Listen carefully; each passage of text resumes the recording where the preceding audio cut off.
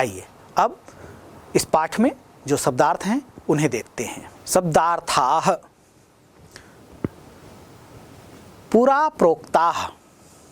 पूरा का मतलब होता है पहले, प्रोक्ताः मतलब कही गई। तो पूरा प्रोक्ताः का तात्पर्य हुआ पहले कही गई। यहाँ पूरा जो दिया गया है यह अव्यय पद है, इसके लिए प्राक शब्द का भी प्रयोग किया जा सकता है। महर्षि भी है, महर्षि भी है, महर्षि मूल शब्द है, तृतीय विभक्ति बहुवचन का यह रूप है। इसका तात्पर्य होता है महान ऋषियों के द्वारा। महर्षि यह इकारांत शब्द है, पुल्लिंग का शब्द है, तृतीय विभक्ति बहुवचन का यह रूप है। निधये, निधि मूल शब्द है, चतुर्थी विभक्ति एक वचन का यह रूप है और निधि का तात्पर्य होता है खजाना। तो निधये का तात्पर्य हुआ खजाने के लिए। तो निधि इकारांत शब्द है, पुल्लिंग का शब्द है यह, और चतुर्थी विभक्ति एक वचन का यह रूप है। सेव्यम, सेव्यम शब्द जो है सेव धातु धन यत प्रत्यय मिलकर बना है सेव्यम। सेव का मतलब होता है सेवा करना, सेव्यम का तात्पर्य होता है सेवा करने योग्य। शोधकाः मूल शब्द है शोधक और ये प्रथम विभक्ति बहुवचन का रूप है। शोधक मतलब होता है शुद्ध करना या शुद्ध करने वाला, और शोधकाः का मतलब होता है शुद्ध करने वाले। अपहारकाः इसका तात्पर्य होता है दूर भगाने वाले। हितावहम इसका तात्पर्य होता है हितकारी। त्वक, त्वक का तात्पर्य होता है त्वचा या छाल। प्रत्यंगैः, प्रतिधन अंग से बनता है प्रत्यंग, इसका तृतीय विभक्ति बहुवचन का यह रूप है। इसका तात्पर्य होता है संपूर्ण अंगों से। सद्भिः, सद का तात्पर्य होता है सज्जन, तो सद्भिः यह तृतीय विभक्ति बहुवचन का रूप है और इसका तात्पर्य होता है सज्जनों से। संगिना, संगी मतलब होता है संग या संगति, तो संगिना मतलब संग वाले से। संगिन शब्द है, यहाँ तृतीय विभक्ति एक वचन का यह रूप है। गम्यते, गम धातु है और गम धातु जो है इसका रूप परस्मैपदी पद में बनता है, लेकिन हम जब वाच्य की बात करते हैं और कर्तृवाच्य से जब हम कर्मवाच्य में जाते हैं तो जितने परस्मैपदी धातुएं हैं उनका आत्मने पद का जो प्रत्यय है उसका योग होता है और साथ ही साथ मूल धातु के साथ में य का योग हो जाता है। तो यहाँ यह जो रूप दिखाई दे रहा है गम्यते, यह कर्मवाच्य में प्रयुक्त रूप है।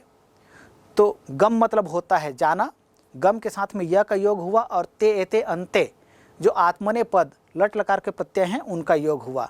तो इस तरह से रूप बना है गम्यते और इसका तात्पर्य होता है जाता है या समझा जाता है।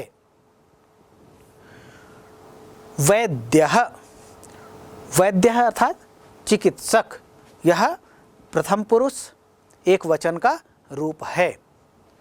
नापितः, नापितः का तात्पर्य होता है नाई, प्रथम पुरुष एक वचन का यह रूप है।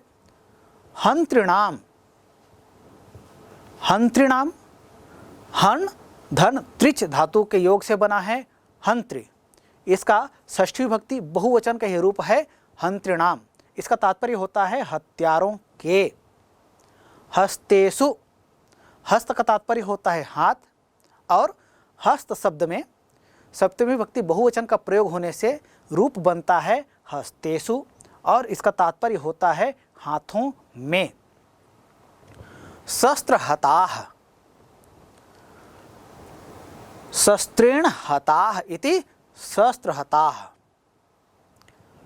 शस्त्र धन हन धातु, धन अक्ता प्रत्यय और बहुवचन का यह रूप है और इसका तात्पर्य होता है शस्त्रों से मारे गए। प्रज्ञाहताः। प्र धन ज्ञा, क्या धातु, धन हन धातु और त प्रत्यय का रूप में बहुवचन का यह रूप है। इस तरह से रूप बनता है प्रज्ञाहताः। इसका तात्पर्य होता है बुद्धि से मारे गए। समास विग्रह करना चाहें तो प्रज्ञया हताः इति प्रज्ञाहताः तृतीय तत्पुरुष समास का प्रयोग होगा। सुहताः, सुहताः, सु उपसर्ग है, हन धातु है, अक्ता प्रत्यय और बहुवचन का रूप है। इसका तात्पर्य होता है भली प्रकार मारे जाते हैं। दिनांते, दीन धन अन्ते इति दिनांते या दिनस्य अन्ते इति दिनांते षष्ठी तत्पुरुष समास। इसका तात्पर्य होता है दिन के अंत में अर्थात शाम का समय। पयः, पयः का तात्पर्य होता है जल। प्रयोजनम, प्रयोजनम का तात्पर्य होता है आशय या उद्देश्य। पादम, पादम का तात्पर्य होता है चतुर्थ भाग या चतुर्थांश। स्वमेधया, अपनी बुद्धि से। मेधा शब्द है, इसमें स्व का योग हुआ है, तो स्व मतलब होता है अपना, मेधा मतलब बुद्धि। स्वमेधा, स्वमेधा शब्द का तृतीय विभक्ति एक वचन का यह रूप है स्त्रीलिंग में, तो इसलिए मेधा स्त्रीलिंग शब्द है। तो यहाँ इसका तात्पर्य होता है अपनी बुद्धि से। सब्रह्मचारी भी, अपने सहपाठियों के साथ। सब्रह्मचारिण यह मूल शब्द है, इसमें तृतीय विभक्ति बहुवचन का प्रयोग हुआ है। तात्पर्य होगा अपने सहपाठियों के साथ। राग समम अर्थात राग के समान या लोलुपता के समान या मोह के समान। तो प्यारे बच्चों, इस पाठ में ये जो शब्दार्थ दिए थे ये हमने देखा, और आइए अब इस पाठ से संबंधित कुछ अभ्यास के प्रश्न आपकी पुस्तक में दिए हुए हैं, उन्हें देखते हैं। आइए अभ्यास प्रश्नों को हल करते हैं। पहला अभ्यास है अधोलिखितानां प्रश्नानां उत्तराणि लिखत। नीचे लिखे हुए प्रश्नों के उत्तर लिखे। कौन सी भाषा में लिखें, इसके लिए निर्देश नहीं दिया गया है। विभिन्न परीक्षाओं में जब इस तरह के प्रश्न पूछे जाते हैं तो वहाँ आजकल भाषा में लिखने का निर्देश दिया जाता है। कभी संस्कृत में उत्तर लिखने के लिए कहा जाता है, कभी हिंदी में उत्तर लिखने के लिए कहा जाता है। तो चूँकि इन प्रश्नों में ऐसा निर्देश नहीं दिया गया है, इसलिए आप या तो संस्कृत में लिख सकते हैं या हिंदी में लिख सकते हैं। हाँ, लेकिन प्रश्न यही हो और वहाँ निर्देश दिया गया हो कि इन प्रश्नों के उत्तर संस्कृत में लिखिए, तो वहाँ निर्देश होगा अधोलिखित प्रश्नानाम उत्तराणि संस्कृत भाषया लिखत। तब आपको उन प्रश्नों का उत्तर जो है संस्कृत में लिखना होगा। और यदि कह दिया गया कि अधोलिखितानाम प्रश्नानाम उत्तराणि हिंदी भाषया लिखत, नीचे लिखे हुए प्रश्नों के उत्तर हिंदी भाषा में लिखिए, तो आपको वैसा लिखना होगा। तो इसलिए ये जो प्रश्न भी आपके सामने आ रहे हैं, इन सभी प्रश्नों का उत्तर आपको हिंदी में भी देना आना चाहिए और संस्कृत में भी देना आना चाहिए। तो सबसे पहले तो यह कि जो प्रश्न का निर्देश है ये हमको भली भांति पढ़ना और समझना होगा। फिर जो प्रश्न दिए गए हैं उनको पढ़ना होगा, प्रश्न में क्या पूछा गया है यह जानना होगा और उसका उत्तर क्या होगा ये हमको समझना है और फिर उत्तर लिखना है। आइए प्रश्नों की ओर आगे बढ़ते हैं। प्रश्न है क, संस्कृतम कीदृशमस्ति, संस्कृत कैसा है। तो हमने पहले श्लोक में पढ़ा था, संस्कृतम कामधेनुवत सेव्यम अस्ति, अर्थात संस्कृत जो है कामधेनु की तरह सेवा करने योग्य है। तो उत्तर आपको हिंदी में भी आना चाहिए और संस्कृत में भी आना चाहिए। तो प्रश्न पुनः, संस्कृतम कीदृशम अस्ति, तो उत्तर क्या होगा? संस्कृतम कामधेनुवत सेव्यम अस्ति। ये लिख दीजिए, हो गया। आगे बढ़ते हैं। ख, संस्कृत महर्षि भी किम प्रोक्तम, संस्कृत के महर्षियों के द्वारा क्या कहा गया है, ये इसका हिंदी तात्पर्य हुआ। ध्यान दीजिएगा, जब हम प्रश्नों के उत्तर देते हैं तो प्रश्नों की जो भाषा है, इस भाषा का उपयोग करते हुए हम उत्तर लिखने का प्रयास करें तो बेहतर होता है।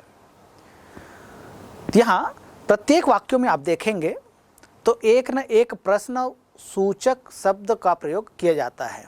जैसे इस वाक्य में संस्कृत महर्षि भी है किम प्रोक्तम, तो किम यह जो शब्द है ये क्या है? यह प्रश्नवाचक शब्द है। तो इसके स्थान पर उत्तरवाचक शब्दों का योग आपको करना है। इस तरह से उत्तर हो जाएगा आपका। तो आपको लिखना है संस्कृत महर्षि भी है। अब किम के स्थान पर लिखना है, क्या लिखना है?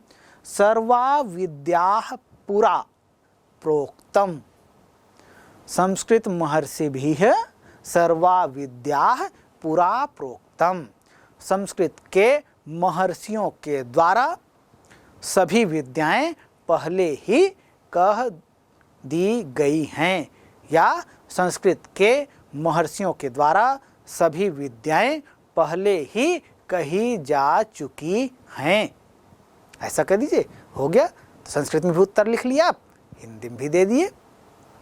चलिए आगे बढ़ते हैं। ग, वृक्षाः केसां शोधकाः, वृक्ष किसके शोधक हैं? हिंदी उत्तर क्या होगा? केसाम के स्थान पर उत्तरवाचक शब्द का योग करना है। तो वृक्षाः वायुनाम शोधकाः, वृक्ष वायु का शोधन करते हैं, या कहें कि वृक्ष वायु को शुद्ध करते हैं। अगला प्रश्न, के रोगाणाम अपहारकाः, कौन रोगों को दूर करने में सहायक होते हैं?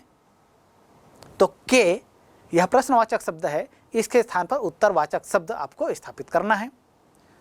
तो वृक्षाः रोगाणाम अपहारकाः, वृक्ष रोगों को दूर करने में सहायक होते हैं।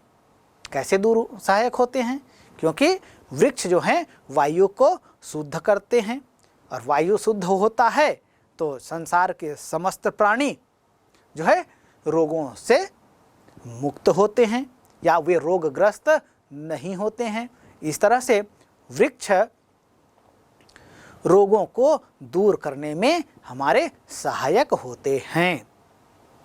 अगला प्रश्न है ग, वृक्षाः प्राणिनां कथम उपकुर्वन्ति, वृक्ष प्राणियों का किस प्रकार से उपकार करते हैं? उत्तर क्या होगा? वृक्षाः प्राणिनां सद्भिः समं प्रत्यंगैः उपकुर्वन्ति, वृक्ष प्राणियों का सद्भिः समम सज्जनों के समान प्रत्यंगैः अपने विभिन्न अंगों के माध्यम से उपकुर्वन्ति उपकार करते हैं। तो प्यारे बच्चों, इस तरह से पाठ पर आधारित जो प्रश्न हैं, इन प्रश्नों के उत्तर आप दे सकते हैं। चलिए हम आगे बढ़ते हैं। अगला अभ्यास है रेखांकित पदानि आधृत्य संधि विच्छेदम कुरुत, अर्थात कुछ वाक्य भी दिए जा रहे हैं, उनमें से कुछ शब्द जो है रेखांकित किए गए हैं। जो रेखांकित पद हैं उन पदों में संधियां हैं, उन संधियों को हमको क्या करना है, अलग करना है, संधि विच्छेद करना है। रेखांकित पदानि आधृत्य संधि विच्छेदम कुरुत। वाक्यों में जो रेखांकित पद हैं इनमें हमें संधि विच्छेद कर लिखना है। प्रश्न है क महर्षिभिः सर्वा विद्याः प्रोक्ताः। आप देख रहे हैं महर्षि भी, यह जो लिखा हुआ है ये कैसा है, ये रेखांकित है, इसके नीचे रेखा खींची हुई है, अर्थात इस शब्द को ही क महर्षि भी सर्वा विद्याः प्रोक्ताः, यह वाक्य है। इसमें आप देख रहे हैं महर्षि भी, यह जो पद है ये रेखांकित है, इसके नीचे रेखा खींचा हुआ है, अर्थात यह जो पद है इस पद को हमको क्या करना है, इसका हमें संधि विच्छेद करना है। अन्य पदों का कुछ नहीं करना है, केवल महर्षि भी यह जो पद है इसको हमको संधि विच्छेद करना है। तो आपको तो संधि विच्छेद आता है, क्या होगा संधि विच्छेद? हाँ बिल्कुल सही, महाधन ऋषि भी इति महर्षि भी। संधि कौन सी होगी? बिल्कुल सही, यहाँ संधि है गुण स्वर संधि, महाधन ऋषि भी है गुण स्वर संधि। बस इतना लिख दीजिए, हो गया। ख तथायुर्बहवश्च विघ्नाः। इस वाक्य में तथायुर्विघ्नाश्च, तथायुर्बहवश्च, यह जो पद है इसके नीचे रेखा खींचा हुआ है, अर्थात यह रेखांकित है, इसका हमें संधि विच्छेद करना है। तो ध्यान दीजिएगा, संस्कृत में कई शब्द ऐसे होते हैं जिनमें एक संधि होती है, या कुछ शब्द ऐसे भी होते हैं जिनमें एक से अधिक संधियों का योग होता है। जैसे यह शब्द जो आया है तथा, तथायुर्बहवश्च, तथा धन आयुः धन बहवः धन च, तीन बार यहाँ संधियाँ हुई हैं। तथा धन आयुः, यहाँ दीर्घ स्वर संधि का प्रयोग हुआ है। आयुः धन बहवः, यहाँ विसर्ग संधि का प्रयोग हुआ है। बहवः धन च, यहाँ विसर्ग संधि का प्रयोग हुआ है। तो इस तरह से यह जो शब्द है तथायुर्बहवश्च में तीन संधियाँ है। तथा धन आयुः दीर्घ स्वर संधि, आयुः धन बहवः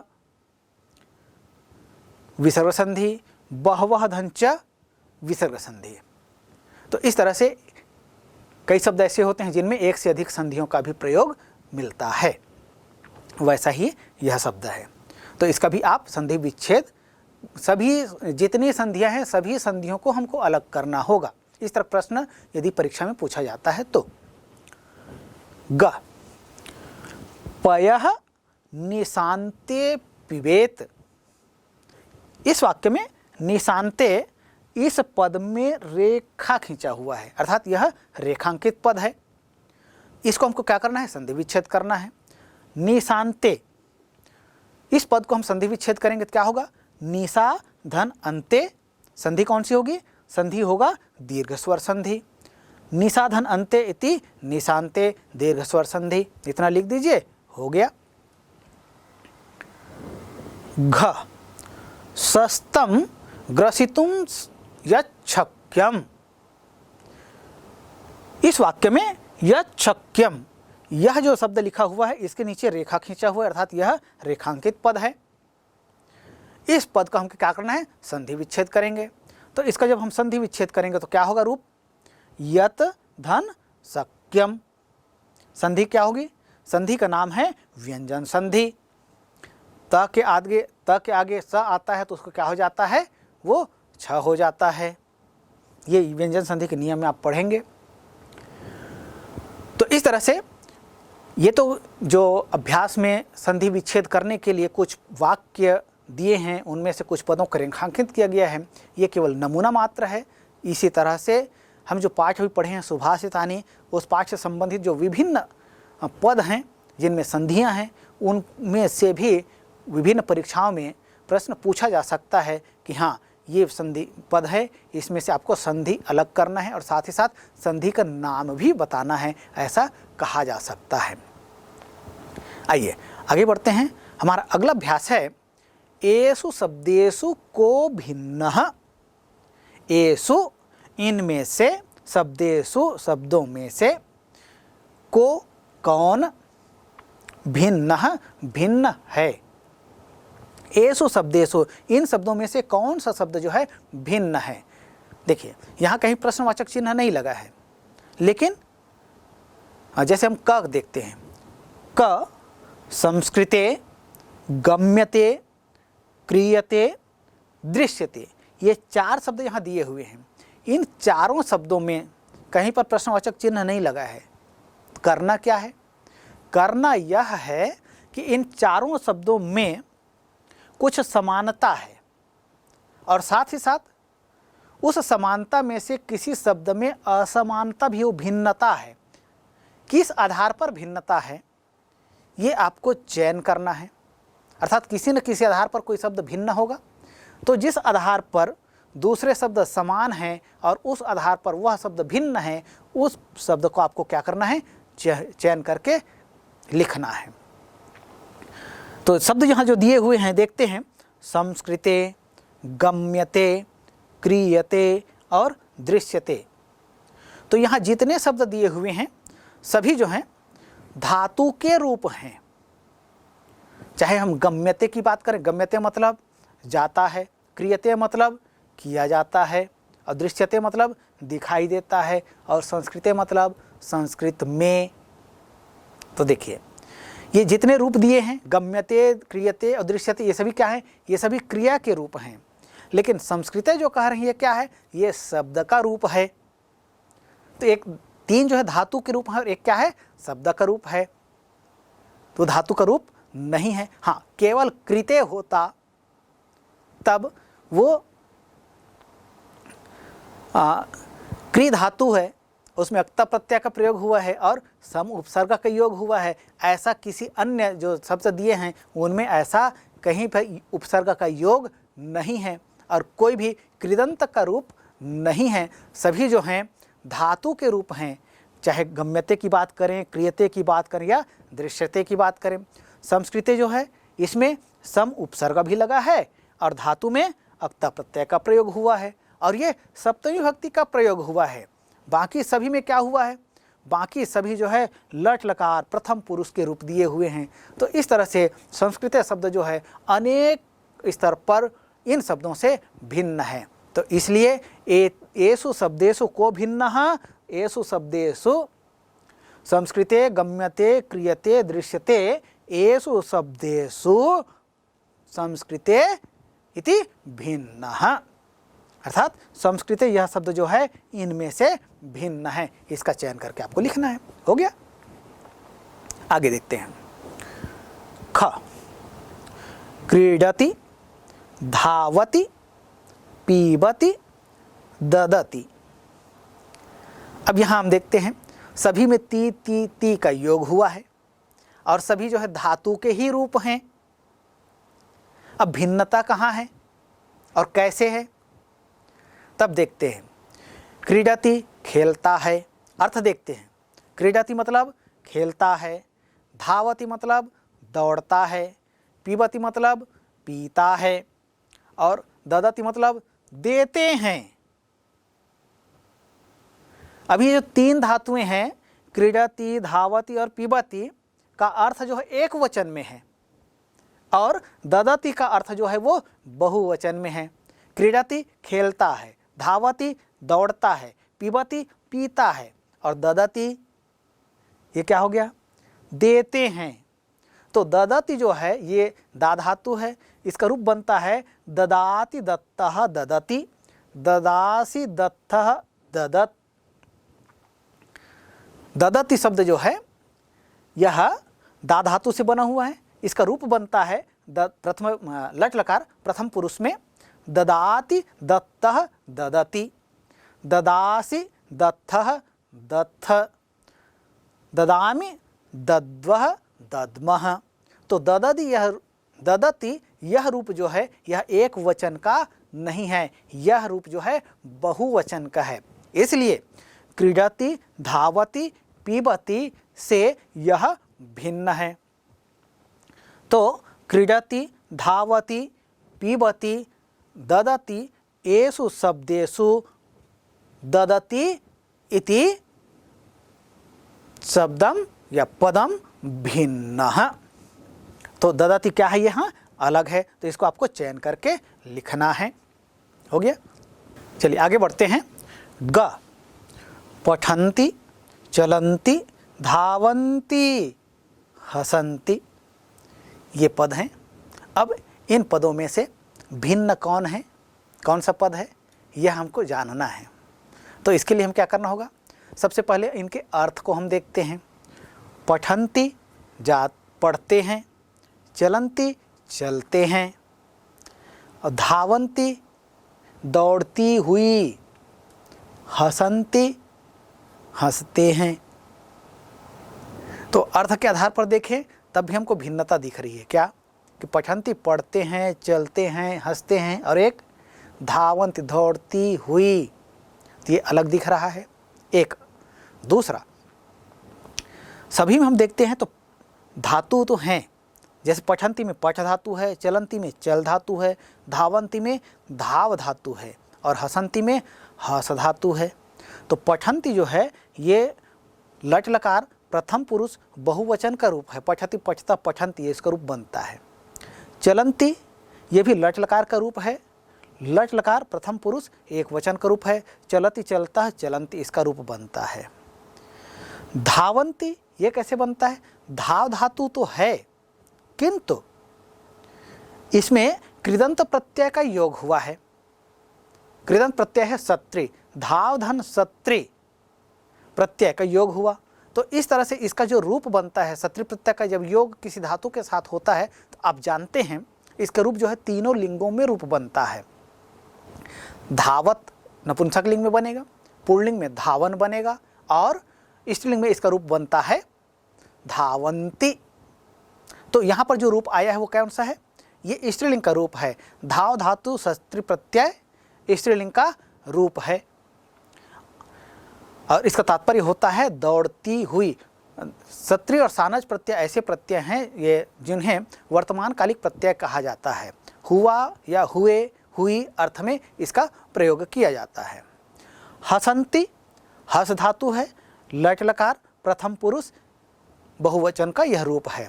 हसति, हसतः, हसन्ति, इस तरह से इसका रूप बनता है।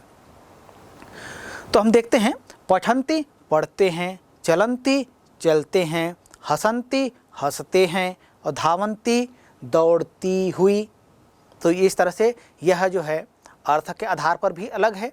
और यदि हम शब्द निर्माण की दृष्टि से देखें तो उस दृष्टि से भी भिन्नता है। क्यों? क्योंकि पठन्ति, चलन्ति और हसन्ति ये जो है धातु के रूप हैं, और धावन्ति जो है यह शब्द रूप है। क्योंकि धातु में जब कृदंत प्रत्यय का योग होता है तब वह धातु का रूप नहीं होकर के वह शब्द रूप बन जाता है। और इसके रूप जो होते हैं वो विभिन्न विभक्तियों में इसके रूप चलते हैं। जैसे धावन्ति यह जो शब्द बना इसके शब्द रूप चलेंगे। किस तरह से चलेंगे? जैसे इसमें आप ईकारांत देख रहे हैं, तो जैसे नदी ईकारांत है, नदी का रूप जो होता है उस तरह से धावन्ति का भी रूप होगा। जैसे नदी का रूप होता है नदी, नद्यौ, नद्यः, इसी तरह से धावन्ति यह पद है, इसका रूप बनेगा धावन्ति, धावन्त्यौ, धावन्त्यः। इस तरह से प्रथम विभक्ति में इसका रूप बनेगा। तो धावन्ति यह प्रथम विभक्ति एक वचन का रूप है। तो यह जो है चूँकि शब्द रूप है इसलिए यह अलग हुआ। शेष जो है धातु रूप हैं इसलिए वो एक जैसे हैं। तो पठन्ति, चलन्ति, धावन्ति, हसन्ति एषु शब्देषु धावन्ति भिन्नः। अर्थात इनमें से धावन्ति जो है भिन्न पद है, इसको आपको अलग करना है। तो ये हो गया उत्तर इसका। आगे बढ़ते हैं। घ वर्धमान, वर्तमान, सेवमान, शक्तिमान, ये चार शब्द हैं। अब इन चारों शब्दों में से भिन्न कौन है ये चयन करना है। ये थोड़ा कठिन काम है। क्योंकि सब में हम देखते हैं, सब में मान का योग है, वर्धमान, वर्तमान, सेवमान और शक्तिमान। अलग क्या है और कैसे है? तो इसके लिए हमको क्या करना पड़ेगा? सबसे पहले हमको शब्दों का निर्माण कैसे हुआ ये जानना होगा। जैसे वर्धमान कहते हैं तो वृद्ध धातु है और इसमें सानच प्रत्यय का योग हुआ है, तो इस तरह से इसका रूप बनता है वर्धमान, बढ़ता हुआ। वर्तमान, वृत्त धातु, वृत्त मतलब होता है होना, वृत्त धातु में सानच प्रत्यय का योग हुआ, इस तरह से रूप बना है वर्तमान, अर्थात होता हुआ, चलता हुआ। जैसे हम वर्तमान काल की बात करते हैं ना भाई, जो समय हो रहा है, चल रहा है, उसको हम वर्तमान काल कहते हैं। तो वर्तमान का मतलब क्या होता है? होता हुआ या चलता हुआ। सेवमान, सेव धातु है और इसमें सानच प्रत्यय का योग हुआ है। सेव मतलब होता है सेवा करना, तो सेवमान मतलब सेवा करता हुआ। शक्तिमान, शक्ति शब्द है और इसमें मतुप प्रत्यय का योग है। जैसे हम श्री के साथ में मतु प्रत्यय का योग करते हैं तो श्रीमान बनता है। इसी तरह से शक्ति शब्द में मतुप प्रत्यय का योग हुआ है, तब रूप बना है क्या? शक्तिमान। तो यहाँ अब स्पष्ट हो गया। देखते हैं, वृद्ध धातु में सानच प्रत्यय का योग हुआ तो वर्धमान बना, वृत्त धातु में सानच प्रत्यय का योग हुआ तो वर्तमान बना, सेव धातु में सानच प्रत्यय का योग हुआ तो सेवमान बना। इन तीनों में धातुओं में प्रत्यय का, कृदंत प्रत्यय का योग हुआ। और शक्तिमान, शक्ति शब्द में मतुप प्रत्यय का योग हुआ। आप सभी जानते हैं प्रत्यय जो है, एक होता है कृदंत प्रत्यय और दूसरा होता है तद्धित प्रत्यय। कृदंत प्रत्यय उन प्रत्ययों को कहा जाता है जिनका योग सीधे धातु के साथ होता है, और तद्धित प्रत्यय उन प्रत्ययों को कहा जाता है जिनका योग शब्दों के साथ होता है। तो सत्री प्रत्यय, सानच प्रत्यय, तुमुन प्रत्यय, अनियर प्रत्यय, त प्रत्यय, त्वत् प्रत्यय, ये प्रत्यय जो हैं ये सभी कृदंत प्रत्यय कहलाते हैं। और मतु प्रत्यय, तल प्रत्यय, अण प्रत्यय, ये सभी जो हैं ये तद्धित प्रत्यय कहलाते हैं। तो यहाँ शक्तिमान शब्द में जो, शक्ति शब्द में जो प्रत्यय प्रयुक्त हुआ है ये कौन सा प्रत्यय है? यह प्रत्यय है तद्धित प्रत्यय। तो इस तरह से प्रत्यय के आधार पर वह अलग हुआ। क्यों अलग हुआ? क्योंकि अन्य जो शब्द हैं उनमें सानच प्रत्यय का योग हुआ और शक्तिमान में मतु प्रत्यय का योग हुआ, इसलिए यह अन्य पदों से भिन्न है। तो इस तरह से हम भिन्न पद की पहचान कर सकते हैं। तो संस्कृत के विभिन्न नियम हैं, उनको आप सभी जानते हैं, भली भांति जानते हैं, और उसके आधार पर हम इन पदों को पहचान सकते हैं और भिन्न पद को अलग कर सकते हैं।